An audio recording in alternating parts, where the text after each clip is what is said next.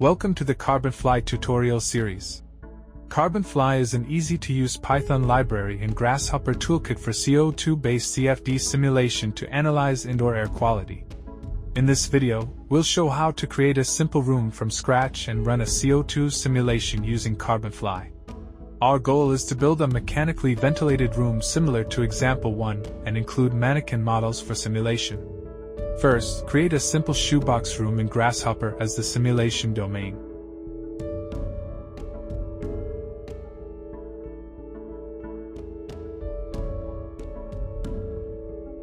Name each surface of the room to make it easier to assign different boundary conditions later. Next, create a small gap under the door. Different boundaries should not overlap with each other. So here we need to use a Boolean operation to cut the door gap out of the wall.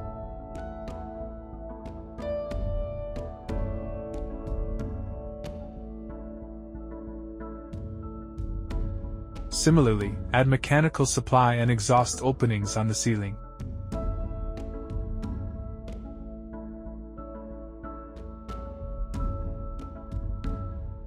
Use different colors to distinguish them.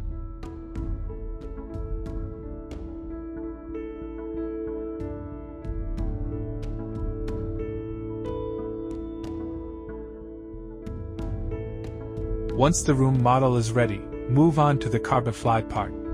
The version of Carbonfly used in this video is version 0.8.0. Add a Carbonfly preset mannequin model with level of detail 0. Define the position of the mannequin model using a base point.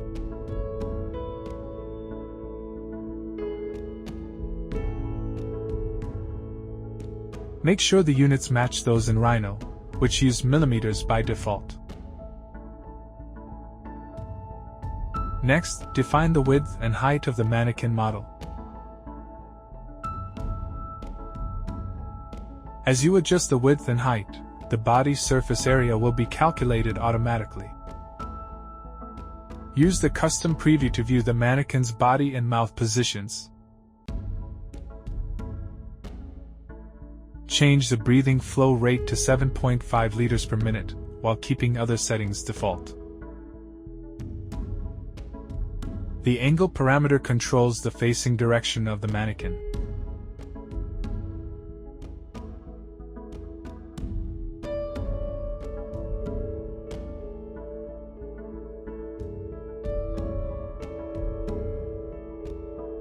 Then, adjust the mannequin's height to match a seated posture.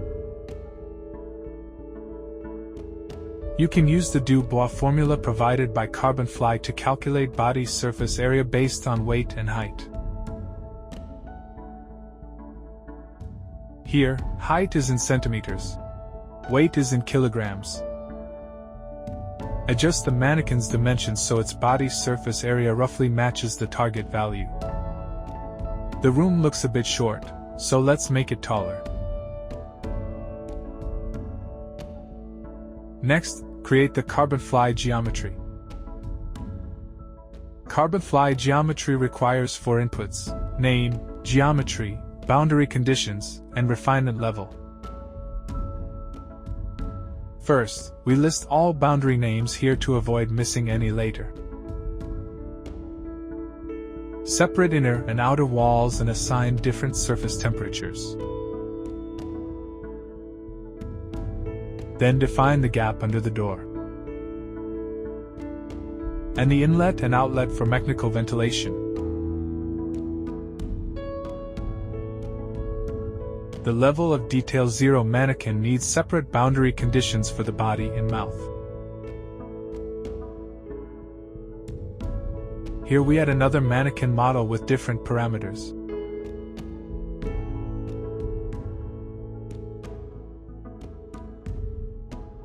Give each mannequin a unique name so they can have different boundary conditions later. Of course, you can also make all mannequins share the same boundary conditions. Go back to the inner walls of the room and select the surfaces you want to define as inner walls.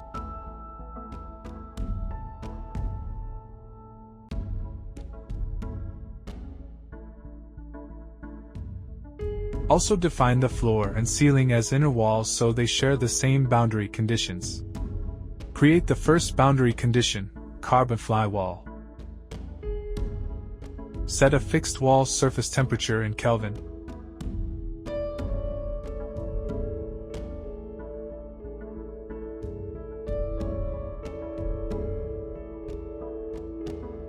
Define the mesh refinement level, which can be low since the model is simple.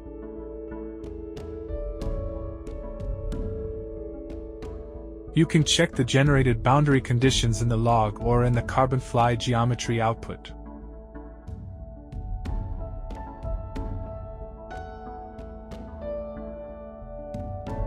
Next, define the boundary condition for the outer wall. Simply copy the inner wall component. Since this is an exterior wall, set a slightly lower surface temperature. These values are for demonstration only. In practice, you can use sensor measurements or surface temperatures from simulation like Energy Plus. Don't forget to update the surface input to match the outer wall. Now define the small gap under the door to make the room more realistic. For this type of boundary, you can use the Carbonfly outlet condition, which is essentially a zero gradient. Since the gap is small, slightly increase the refinement level. Next, define the boundary condition for the air supply.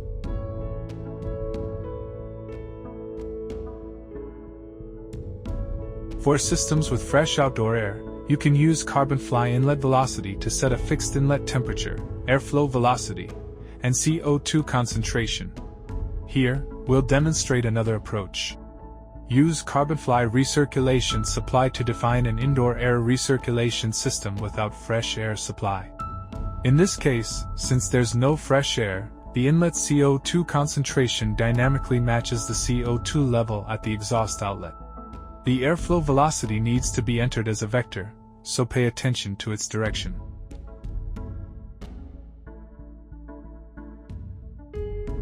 You can use the vector display component in Grasshopper to visualize it.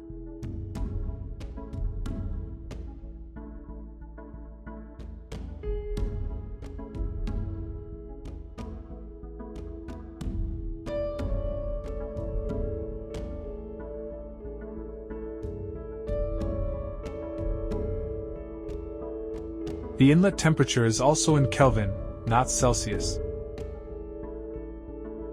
Here we set a lower temperature as an example. Rename it to indicate that this is a recirculation system. For smaller inlet and outlet, increase the refinement level slightly. You'll need to reference the exhaust outlet's name as the CO2 source for the air supply to link them together. In the Carbonfly geometry, you can also verify that the CO2 source is correctly assigned to the exhaust outlet. Next, define the boundary condition for the exhaust outlet. Be careful not to rename the exhaust surface to something else. The exhaust airflow rate should match the supply unless you explicitly want to simulate a positive or negative pressure system.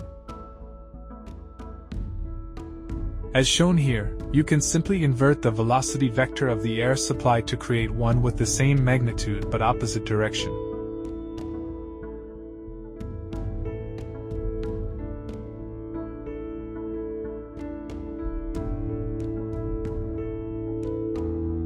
Alternatively, use the vector length component in Grasshopper to help calculate the vector magnitude.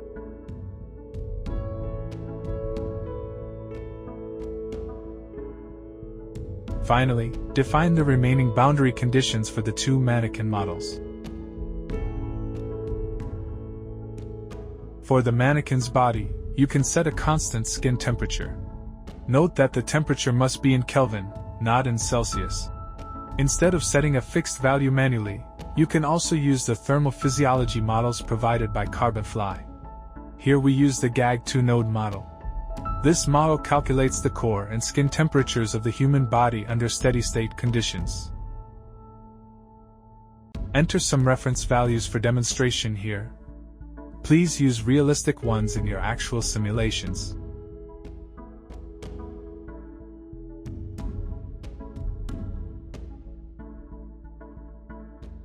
The metabolic rate can be entered manually or selected from the preset activity list in Carbonfly. Input the clothing insulation value. The body surface area was already calculated when we created the mannequin model earlier. Set the posture to seated.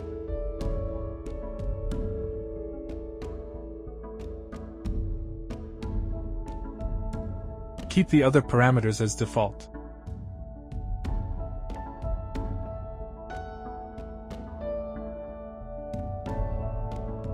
Similarly, calculate the core and skin temperatures for the second mannequin.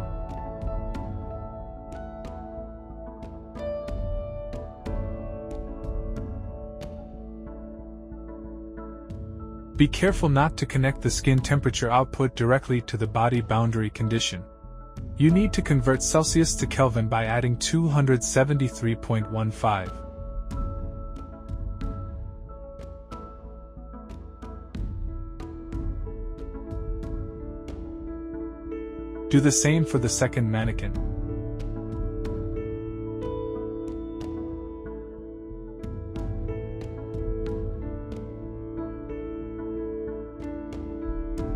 Then, assign a relatively high refinement level to the body surfaces of both mannequins.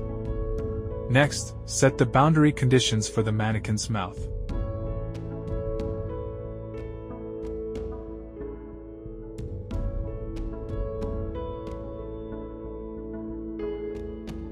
You can simulate breathing using Carbonfly dynamic respiration, or simplify it as a constant exhalation using the Carbonfly inlet velocity boundary. Here, we'll demonstrate the dynamic respiration option. First, set the breathing frequency in breaths per minute. For the first mannequin, we set 13 breaths per minute. The breathing flow rate was defined earlier, so we can reuse the same value. Convert the computed core temperature to Kelvin and input it here. Now, the only remaining input for dynamic respiration is the CO2 concentration. If the exhaled CO2 concentration is known, you can enter it directly. Alternatively, use Carbonfly's calculation component to estimate CO2 concentration based on gender, age, and other factors. Assume the first mannequin is 35 years old. Its metabolic rate is already defined in the thermal model, so we can reuse it. If no gender is specified, the result represents the average between male and female. The breathing flow rate remains the same as before. This component also outputs average body weight and other statistics based on age and gender. You can compare these values with your manually set weight to check for consistency. The output includes CO2 concentrations in 3 different units. The last one is the value needed for the boundary condition. Repeat the same calculation for the second mannequin to get its CO2 concentration.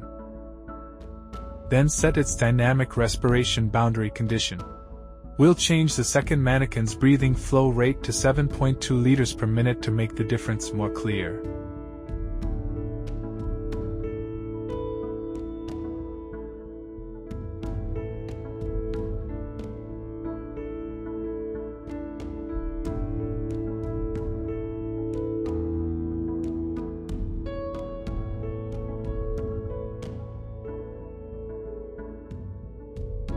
Since the mouth area is small, a higher mesh refinement level is needed for better mesh quality.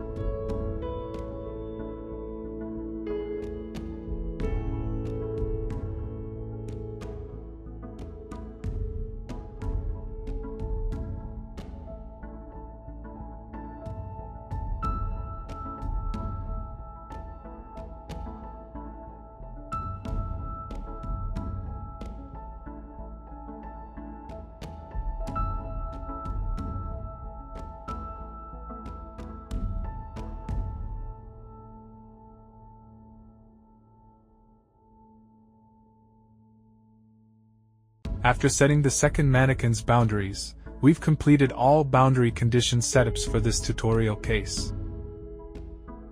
After defining all required boundary conditions, we can move on to the next step. Generate the OpenFOAM simulation case using Carbonfly. First, enter or copy the file path where you want to save the case.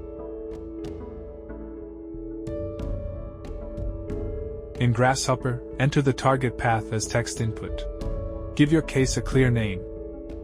Avoid spaces or special symbols such as colons, asterisks, or question marks.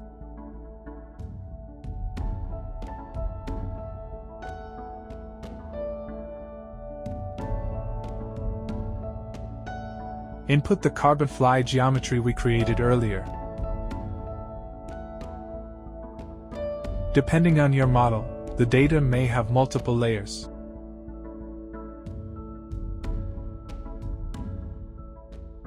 For example, here the structure has 2 layers. Right-click and select Flatten.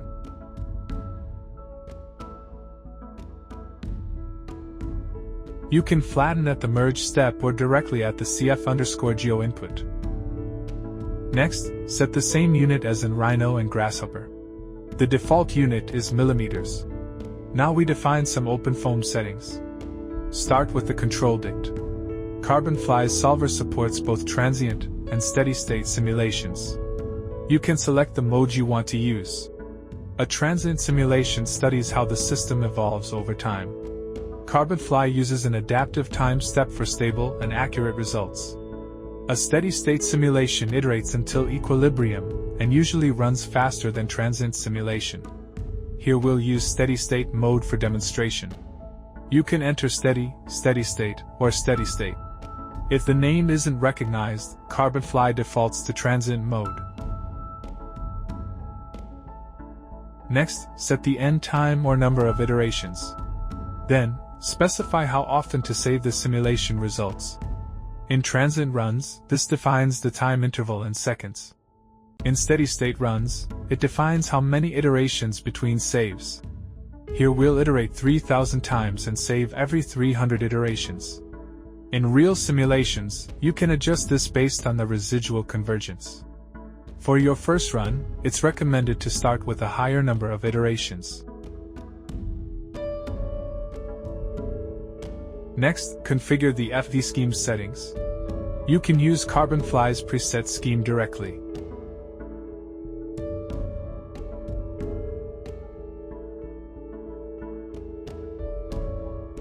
The numerical solver settings in FV solution can be handled the same way.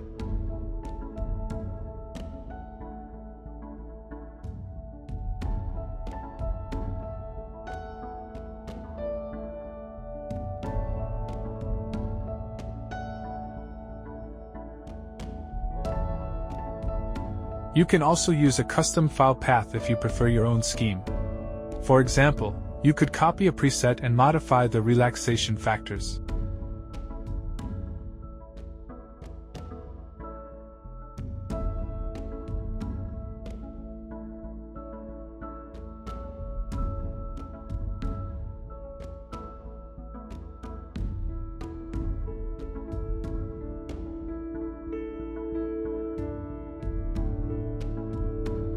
Here we'll keep using the default Carbonfly setup.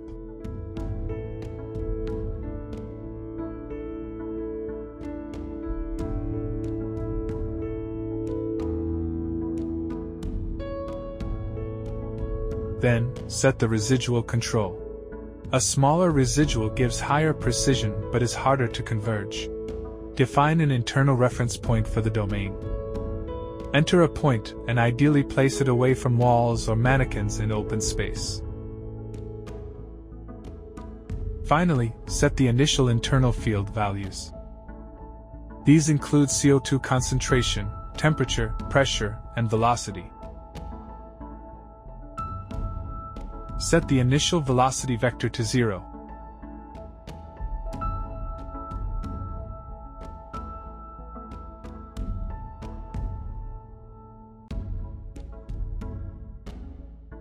Set the initial air temperature to 26 degrees Celsius. Convert it to Kelvin.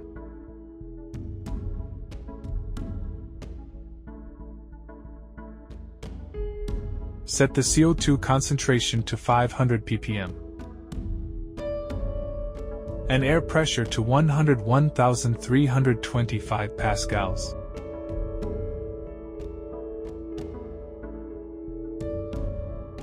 After configuration, check the log output to confirm your settings.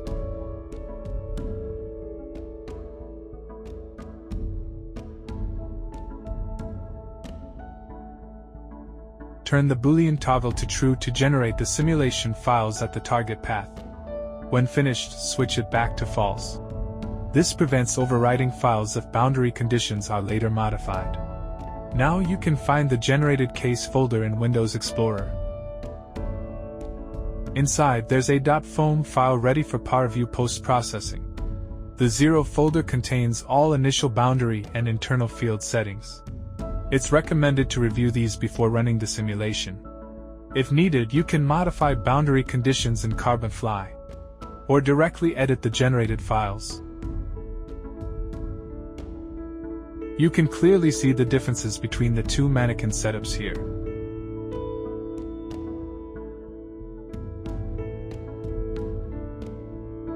The 3D room geometry is saved as STL files in the constant folder. Check that the exported 3D model looks correct. Other physical constants are also stored there. The system folder contains FV schemes, FV solution, iteration control, and other system settings.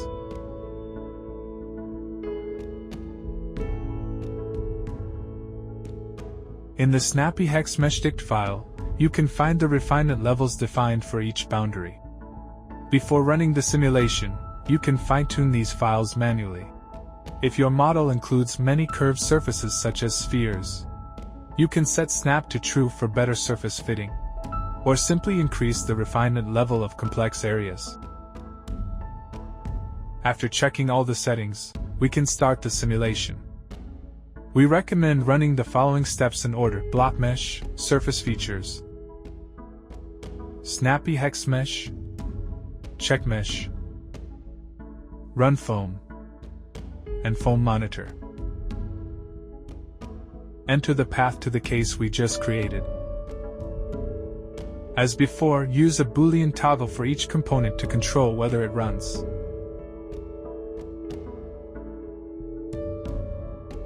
If you installed WSL and OpenFOAM following our tutorial, using Ubuntu 20.04 with OpenFOAM v10, you don't need to change the distro or foam_basher parameters. If you have a different Ubuntu version or multiple OpenFOAM installations, you can manually specify which one to use here. Check the log output for detailed runtime information.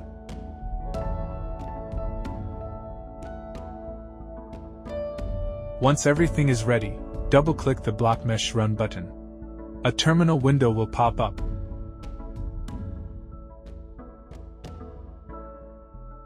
After Block Mesh finishes, press any key to close it. All log files are automatically saved in the case folder for review. Next, run surface features to extract the geometry edges. Again, all log messages will be saved automatically. Then run snappy hex mesh to generate the final simulation mesh. The higher your refinement level, the longer this step will take. Run check mesh to verify the mesh quality.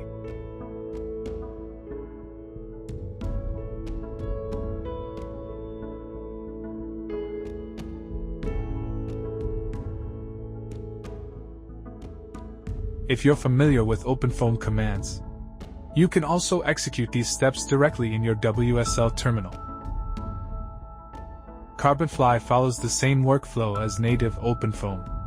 This makes it easier to transition to native OpenFOAM usage later.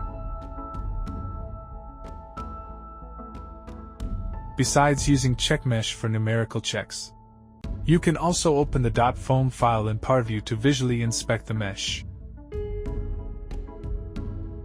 If the mesh isn't satisfactory, you can go back to Grasshopper to adjust the boundary refinements and regenerate the Carbonfly case.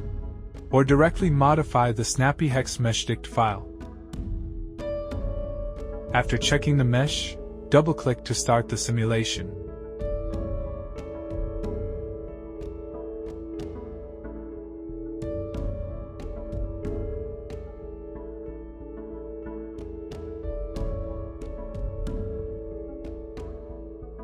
In the terminal window, left-click to pause the scrolling output. Press ESC to resume automatic scrolling. If you notice any incorrect settings, press Ctrl+C to stop the simulation. Carbonfly runs the WSL process in the background, so the Grasshopper interface remains fully responsive during the simulation. You can continue reviewing or editing your setup, since the simulation is already running. You can switch the Boolean toggle back to false to prevent accidental restarts.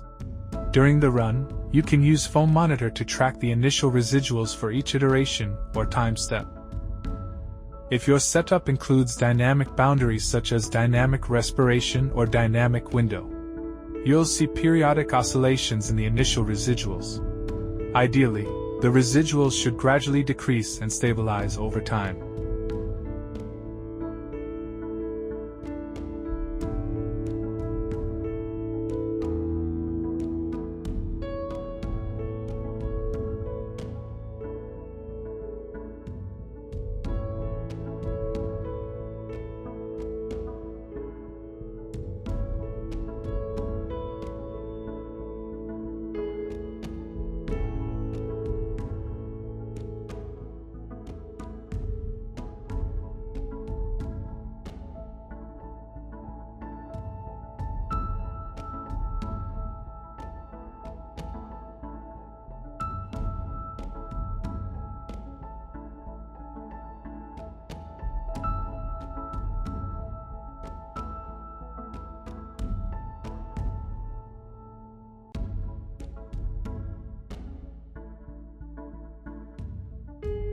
After the simulation finishes, close the terminal window.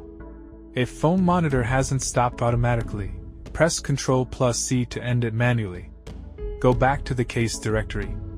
You'll see the simulation results saved every 300 iterations.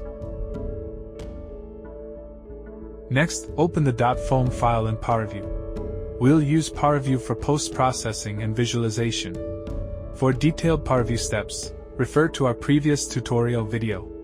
We'll speed up the PowerView part here and move on to the new Grasshopper-based post-processing workflow introduced in Carbonfly version 0.8.0. Open the provided example file. We'll use example 8 heat map visualization as a demonstration. Copy everything except the room model into our Grasshopper file.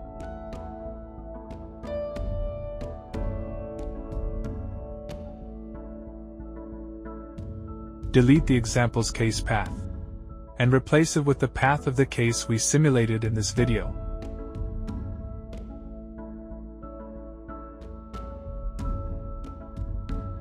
It's normal for the value reader component to show an error, because we haven't generated post-processing data yet.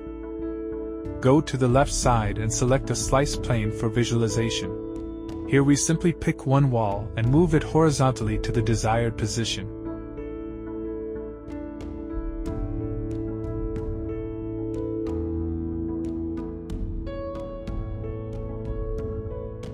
Since this step is already done, we can delete the duplicate components here.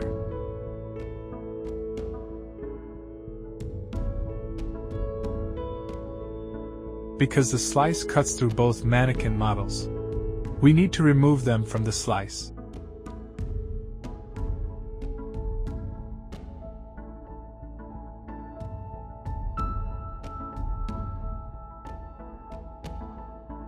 During the demo, it was forgotten to join the mannequin's surfaces into breps, so the split brep component shows an error. Use brep join to combine the mannequin's surfaces.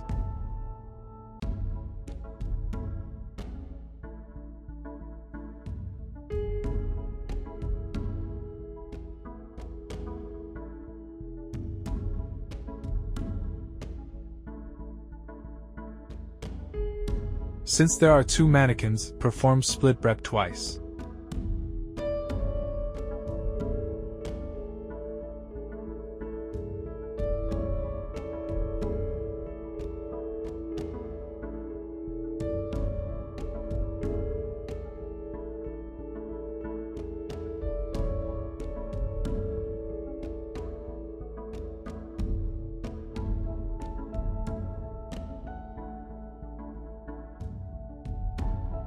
Now, we finally have a slice that excludes the mannequins.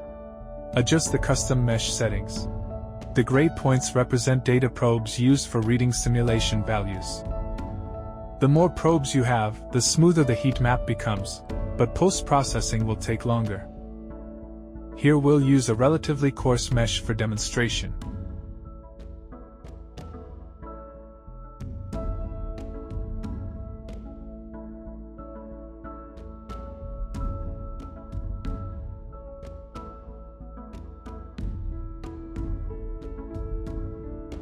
Select the variables to read, such as CO2, air temperature, and velocity.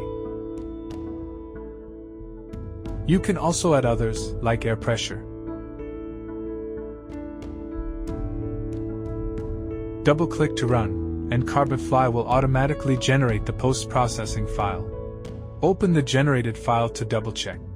It contains the coordinates of all probes and the selected fields. Once confirmed, run the post-processing.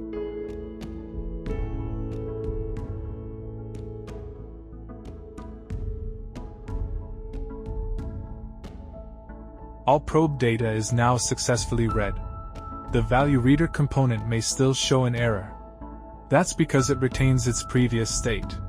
Simply refresh it, for example by reconnecting the case path. The which parameter controls which time step or iteration to read. Since this is a steady-state simulation, enter -1 to read the final iteration. For visualization, convert temperature from Kelvin to Celsius. Each probe's value can be displayed at its corresponding position.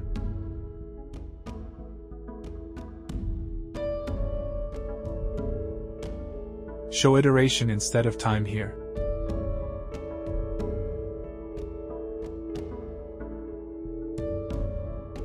Similarly, convert CO2 concentration to ppm units.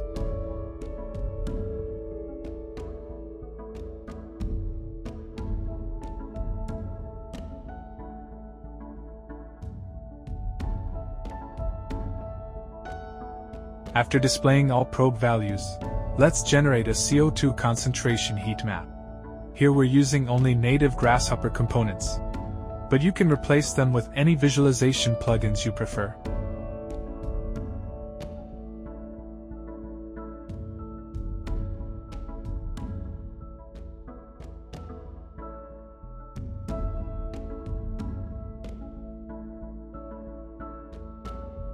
Besides visualizing CO2 distribution, you can use Carbonfly's indoor air quality evaluation component to assess IQ based on CO2 concentration.